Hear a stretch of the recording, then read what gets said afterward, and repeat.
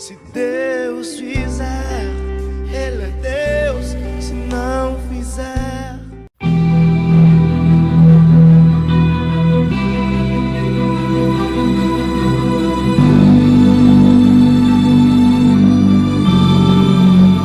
certo é sobre toda história, toda crença que o mundo já ouviu. Cristo volta, vem seu reino restaurar, retoma o domínio, traz a ordem, purifica todo o mal, refaz a nossa história, paga o que ficou para trás. E toda criatura que existe no céu, na terra e no mar, ao vê-lo retornar, em uma voz declara: toda honra, poder e glória seja dada ao Cordeiro. Por toda a terra saberão quem é o Rei. Todo joelho se dobra, não há no universo quem não reconheça que Ele é o Rei de toda a terra.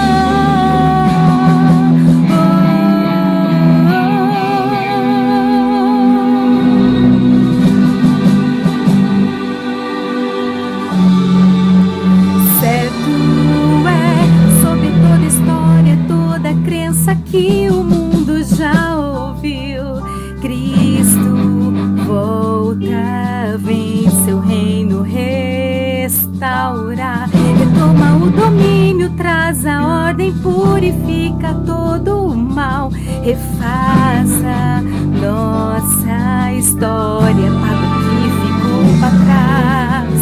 E toda criatura que existe no céu, na terra e no mar, ao vê-lo retornar, em uma voz declara: toda honra, poder e glória seja dada ao Cordeiro. Por toda a terra saberão quem é o Rei.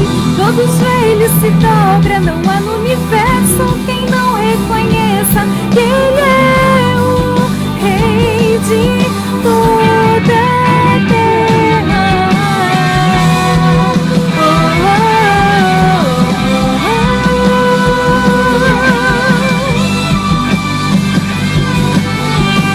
Saberão quem é o Rei.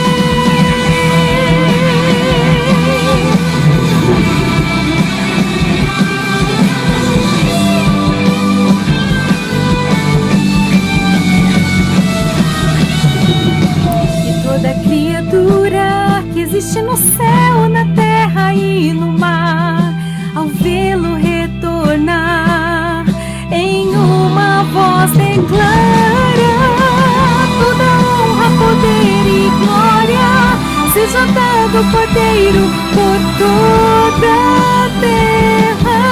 Saberão quem é o Rei. Todo joelho se dobra, não há no universo quem não reconheça quem é o Rei de toda a terra. Ele é o Rei de toda a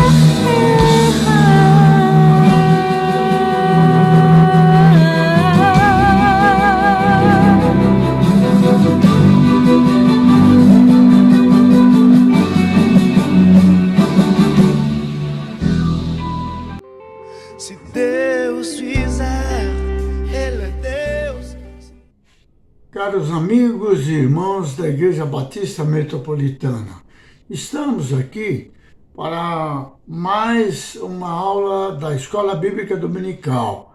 Estamos estudando e dando continuidade na carta de Paulo aos Filipenses. Estamos no capítulo 2, capítulo 2, e vamos estudar a partir do versículo 12, 12 até o 18. Mas antes, vamos orar. Nesse instante, vamos nos dirigir a Deus em oração.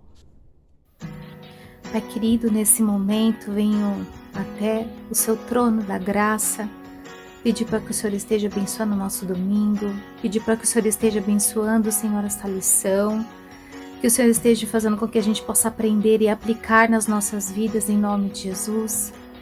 Pai, te peço em nome de Jesus pelas pessoas da nossa igreja, pelos nossos amigos, por todos aqueles que estão desempregados, todos aqueles que estão precisando de um emprego, precisando de recursos, Senhor, em nome de Jesus, que o Senhor esteja trazendo a sua provisão, em nome de Jesus, que eu possa estar trazendo emprego, Senhor, para essas pessoas, que o Senhor esteja também com as nossas famílias, Senhor, cada família da nossa igreja, aqueles que estão precisando do Senhor, filhos, pais, mães, avós, Senhor, crianças pequenas que acabaram de nascer.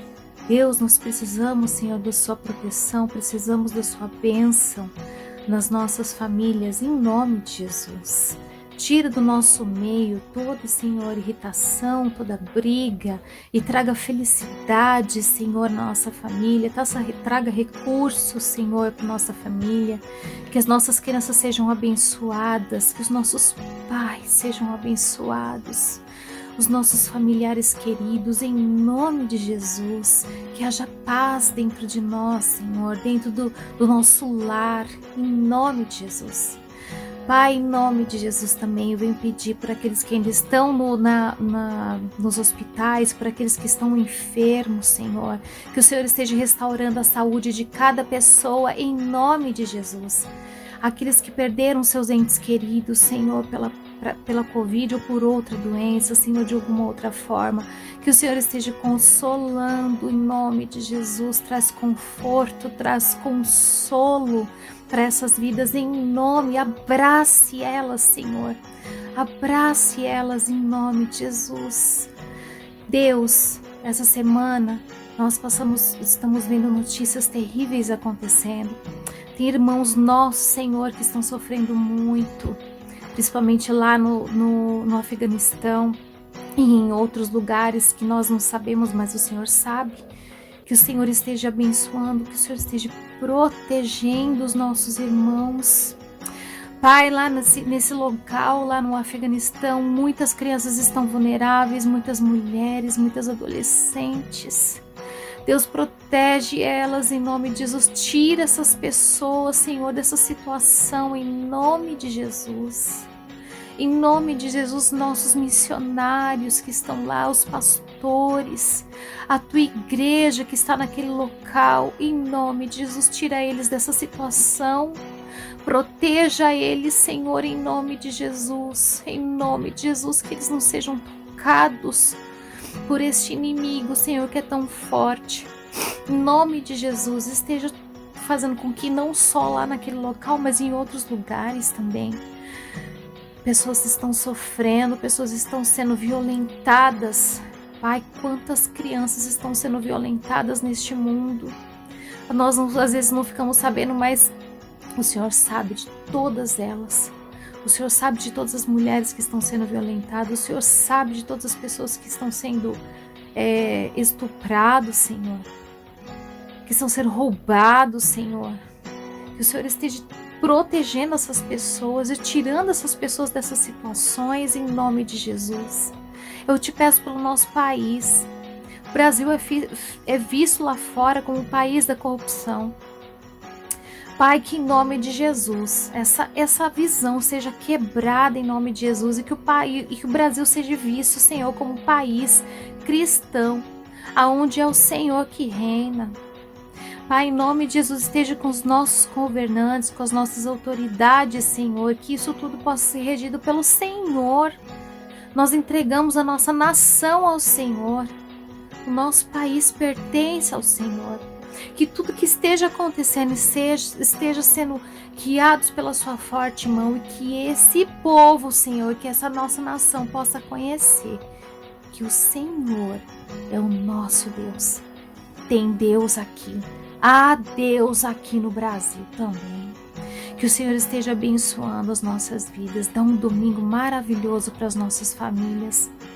Dá um domingo de paz, um domingo de alegria, um domingo no qual alguns estarão indo à noite, Senhor, para te cultuar. Ai, Deus, que saudade de ir para a minha igreja, Senhor. Que em breve eu esteja lá, Senhor, em nome de Jesus, que as nossas crianças, Senhor, estejam juntas, que a gente possa se unir, todo mundo junto, Senhor, corpo a corpo, em nome de Jesus, como um corpo realmente de Cristo, como um corpo realmente unidos no Senhor. Nos abençoe e nós entregamos este domingo nas suas mãos, em nome de Jesus. Amém. Leamos Filipenses 2, de 12 a 18, para estudarmos esse texto nessa manhã. Assim, meus amados, como sempre vocês obedeceram, não apenas em minha presença, porém muito mais agora na minha ausência, ponham em ação a salvação de vocês com temor e tremor, pois é Deus quem efetua em vocês tanto querer quanto realizar, de acordo com a boa vontade dele. Façam tudo sem queixas nem discussões, para que venham a tornar-se puros e irrepreensíveis filhos de Deus, inculpáveis no meio de uma geração corrompida e depravada, na qual vocês brilham como estrelas no universo, retendo firmemente a palavra da vida. Assim, no dia de Cristo, eu me orgulharei de não ter corrido nem me esforçado inutilmente. Contudo, mesmo que eu seja sendo derramado como oferta de bebida sobre o serviço que provém da fé que vocês têm, o serviço que oferecem a Deus, estou alegre e me regozijo com todos vocês. Estejam vocês também alegres e regozijem-se comigo. Amém? Glória a Deus.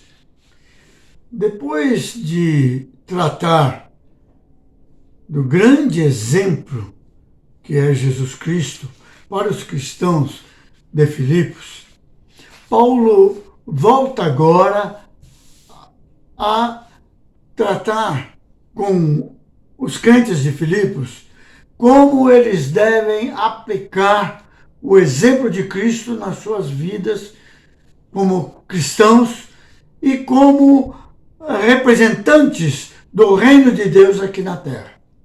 O exemplo de Cristo como submissão, como obediência, como humilhação e principalmente como exaltação, ou seja, recompensa por tudo que ele passou na face da terra, sendo colocado como um nome que está acima de todo nome, exaltado pelo Pai. Assim, Paulo já coloca como que os cristãos devem seguir o exemplo de Cristo. E devido às grandes mudanças sociais que nós encontramos hoje no mundo, são ventos de mudanças muito violentas, ventos, furacões verdadeiros que estão passando pelo mundo inteiro de mudanças sociais, tanto no mundo como na nossa sociedade, e nós também, como cristãos, como representantes do reino de Deus aqui na terra, nós precisamos olhar para esse Jesus, autor e consumador da nossa fé, como grande exemplo. Exemplo de humilhação, de obediência, exemplo de servo, para que nós possamos nos tornar luz aqui na sociedade.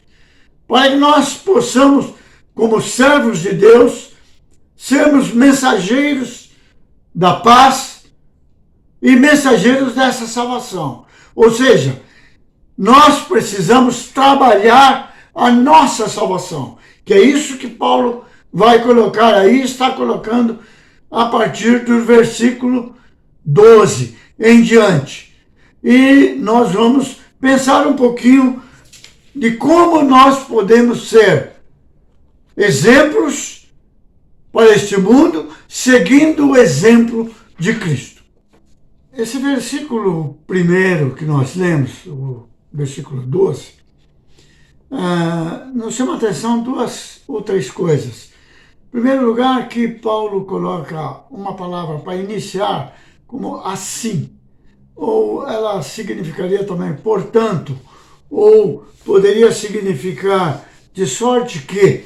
Isso revela que ele está se referindo ao que ele tratara antes, que agora ele quer fazer uma aplicação daquilo que ele tratou, que é a menção que ele faz da pessoa de Cristo como o grande exemplo para os cristãos filipenses. Por outro lado, ele trata os cristãos filipenses como meus amados, uma linguagem mais coloquial do que aquela que ele tratou no versículo anterior, que ele chama de meus irmãos.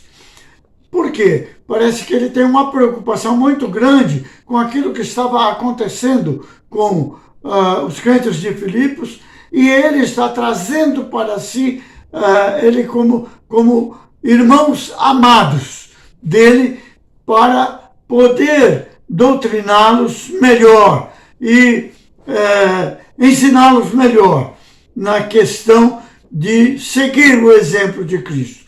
Isso significa que Paulo está preocupado com o andar daqueles irmãos, enfrentando os problemas, as perseguições e também as más doutrinas que estavam entrando na igreja.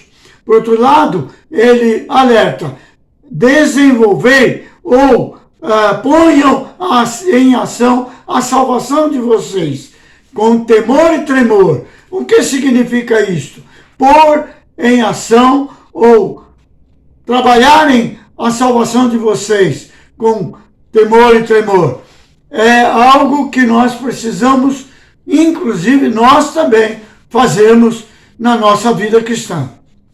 O que será que Paulo está querendo dizer aí? Ponham em ação a salvação de vocês.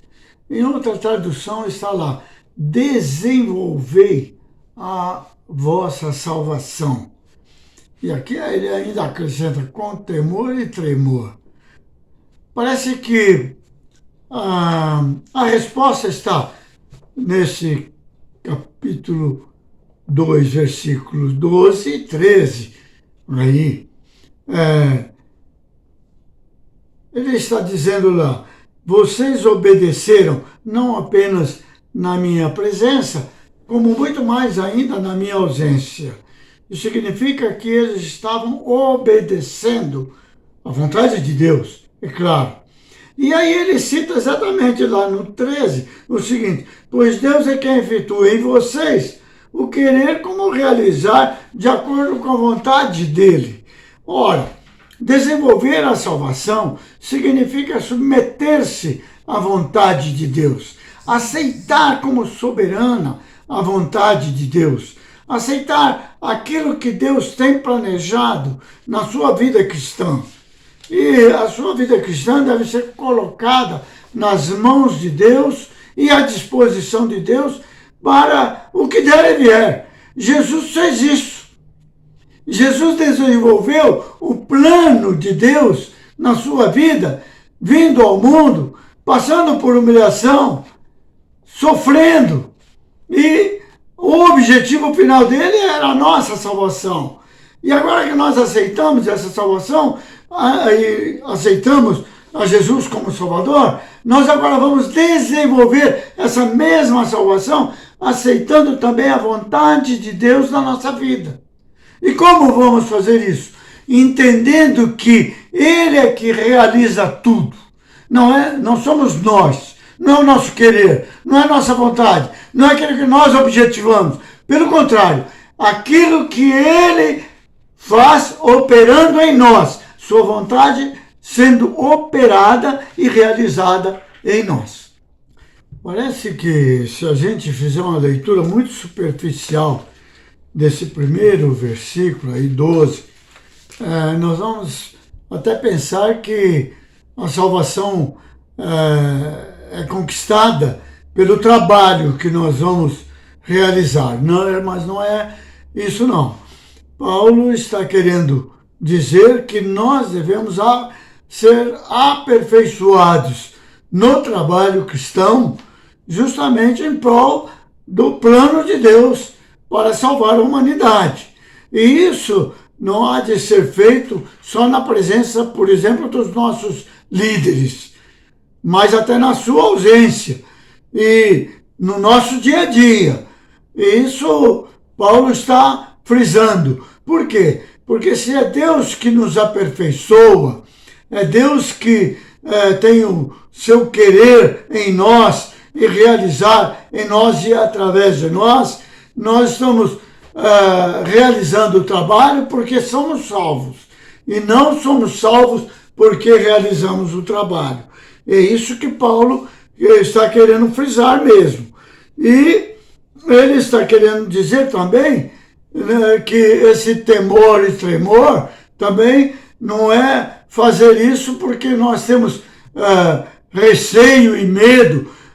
Não, é o respeito e a reverência que nós prestamos na presença de Deus, porque nós o amamos, porque nós realizamos o seu trabalho com amor. Então, esse respeito é aquele que o filho presta ao pai, mesmo na sua ausência, porque o pai ele está acima dele. Então, a presença do pai pode causar até mesmo um receio de alguma coisa que o filho fez errado. Mas não é bem assim, justamente na nossa relação com Deus. Nós temos reverência ao nome de Deus, nós temos reverência à pessoa de Deus e nós o amamos e por isso o servimos.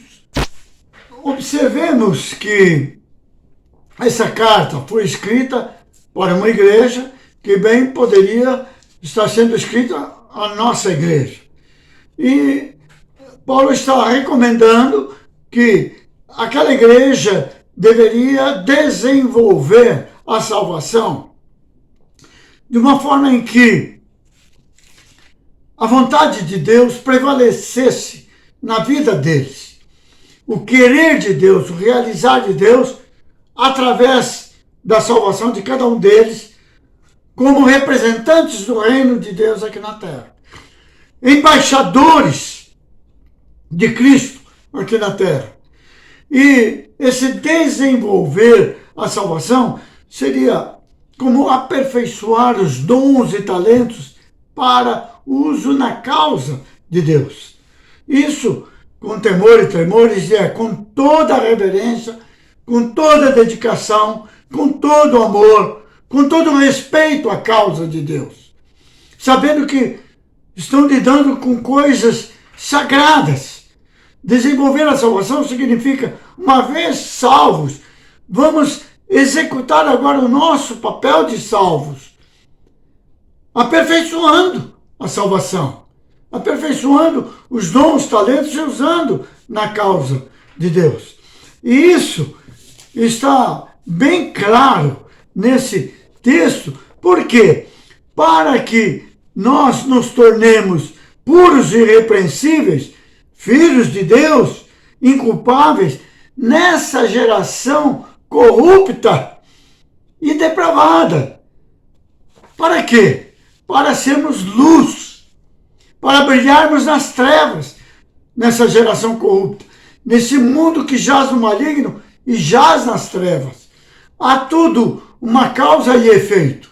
Desenvolver a salvação, deixar Deus operar em nós o seu querer, o seu realizar, para que essa geração aí corrupta possa ver Cristo em nós, como nós, luz neste mundo. Mas há um outro aspecto aí interessante que Paulo coloca. No versículo 14, façam tudo sem queixas nem discussões. Parece que esse era um problema que estava acontecendo lá na igreja de Filipos e que Paulo quis observar. Essa notícia chegou lá. Talvez por causa da ausência de Paulo, ou talvez porque havia alguns que estavam trazendo dissensões lá na igreja. Isso pode acontecer na igreja de Cristo. Infelizmente. Por quê? Porque a igreja é composta de seres humanos. E, às vezes, muitos dizem assim, a gente também não tem sangue de barata. Né? Barata nem sangue tem. Né? Mas pode acontecer de haver desavenças, opiniões contrárias e dificuldades que podem surgir. Então, fazer sem queixas e discussões significa mais ou menos assim, fazer bem o nosso trabalho da melhor maneira possível, dentro dos padrões cristãos e, vamos assim dizer, mesmo diante de todas as dificuldades, até mesmo de concorrências, porque pode haver concorrência dentro da igreja.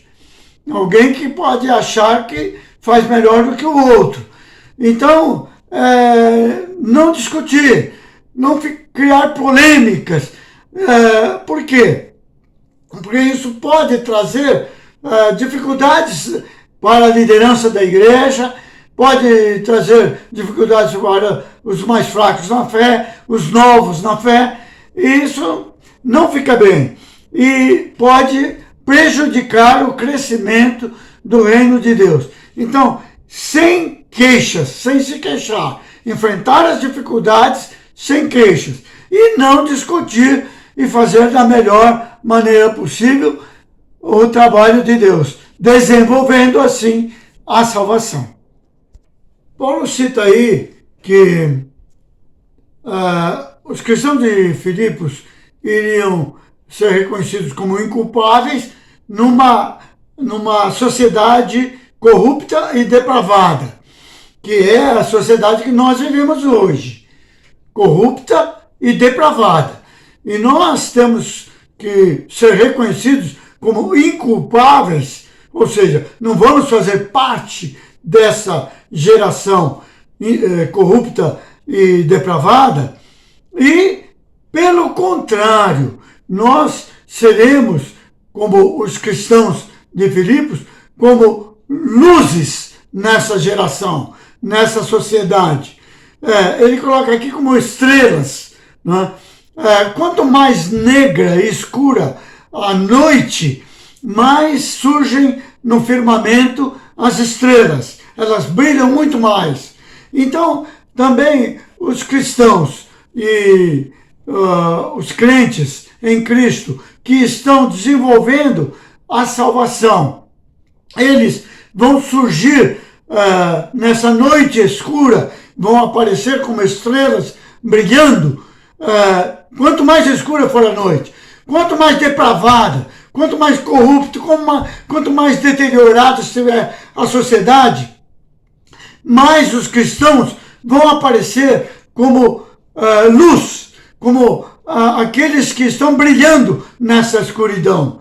E é isso que Deus espera de nós, que exerçamos e desenvolvamos a nossa salvação como luz nas trevas, mas luz não próprias. Nós não temos luz própria. Nós vamos refletir a luz de Cristo, que é o nosso exemplo, que é o exemplo que foi mostrado na aula passada.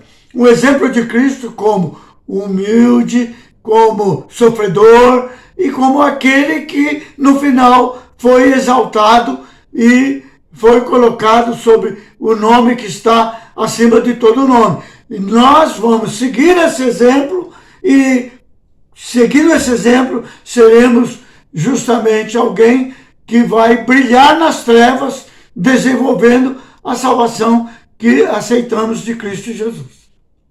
Paulo ressalta aqui que o crente é como estrelas no universo. O universo é o mundo e nós estamos no mundo. Jesus orou lá na oração sacerdotal para que não tirasse do mundo, mas que o defendesse de todo o mal. Pediu ao Pai isso. E nós temos que, aqui nesse mundo, como estrelas nesse universo, brilhar. A igreja de Filipos estava brilhando nesse universo. E essa carta, endereçada à igreja, que é endereçada à nossa igreja também, nós somos uma constelação brilhando nas trevas, brilhando nesse universo corrupto, nesse universo depravado, e só assim que nós vamos desenvolver a nossa salvação com temor e tremor. Mas, para fazermos isso, há uma outra recomendação de Paulo, que está ali no versículo 16, que diz o seguinte: retendo firmemente a palavra da vida. Firmemente, ou seja, é uma retenção como se fosse um alicerce, fundamentada na Bíblia. A vida cristã fundamentada na Bíblia, fundamentada na palavra de Deus. Esse fundamentado é como se fosse um alicerce para a construção da igreja. Se a carta era para uma igreja e para desenvolver a salvação, é uma via de consequência.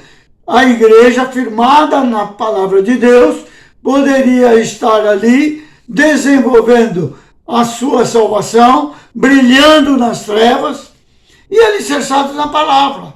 Não há outra forma de desenvolver a nossa salvação se não estivermos firmemente alicerçados na palavra. A palavra de Deus há de estar em nós, no nosso coração, na nossa mente, e ela mesma já se torna uma luz para o nosso caminho e para a nossa vida cristã. Paulo está aqui, nesse trecho todinho que nós estudamos, em primeiro lugar, dizendo aos crentes de Filipos, nós vimos até agora, deixem Deus aperfeiçoar a salvação de vocês, pois é dele o querer e o efetuar na vida de vocês. É isso que nós devemos fazer. É isso que a igreja de Cristo deve fazer. Cada um individualmente, deixando Deus aperfeiçoar a salvação através do seu querer, submetendo-se à vontade de Deus. Por outro lado, não reclamem, não tenham queixas aí na vida cristã, parem com discussões, isso só leva a trazer dificuldades e problemas no aperfeiçoamento da salvação de cada um de vocês e no aperfeiçoamento da salvação da coletividade da igreja como um todo.